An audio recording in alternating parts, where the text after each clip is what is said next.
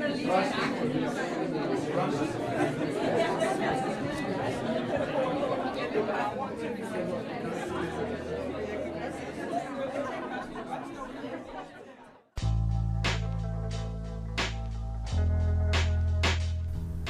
corona adalah virus yang menyerang sistem pernafasan manusia.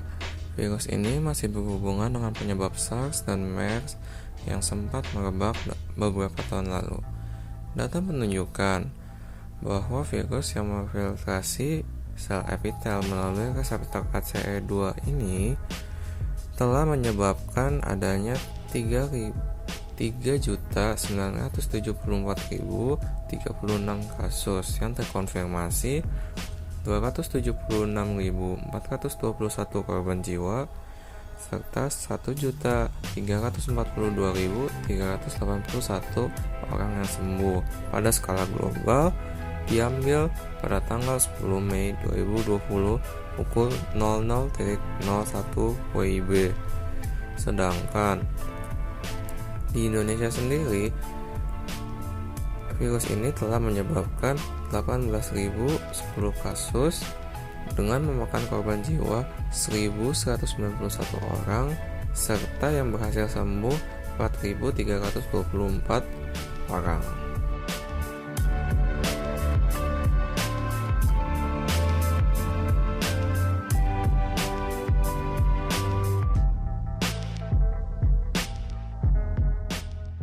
Menurut sebuah jurnal medis, virus ini ditemukan pada tanggal 1 Desember 2019 di Wuhan.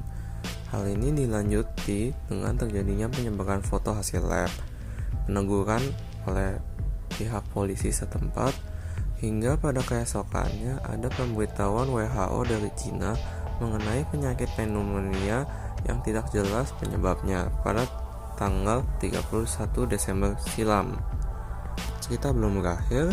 Virus ini menyebar ke Indonesia, berawal dari pengumuman Presiden Joko Widodo mengenai 2 tersangka pada tanggal 2 Maret 2020 sebab adanya kontak dengan warga negara Jepang, hingga terjadinya korban pertama berusia 59 tahun 9 hari kemudian. Semua mulai menjadi resah, walau akhirnya pada 16 April angka orang yang sembuh memimpin.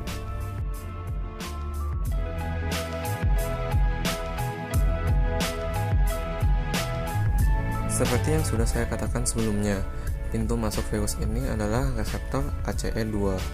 Bukan hanya di paru-paru saja, reseptor ini dapat ditemukan juga di usus, ginjal, jantung, dan lain-lain.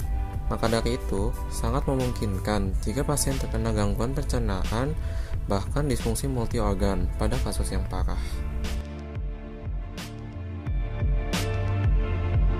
Dampaknya, Bank Indonesia menyatakan ekonomi Indonesia bertumbuh sekitar 2,5%, padahal sebelumnya bisa sampai 5,02%. Kementerian Keuangan juga menyatakan terdapat 1,5 juta karyawan putus kerja atau PHK dan dirumahkan. Dari sektor formal 1,2 juta, informal 265.000. Lalu, kerugian pelayanan udara sekitar 207 miliar rupiah.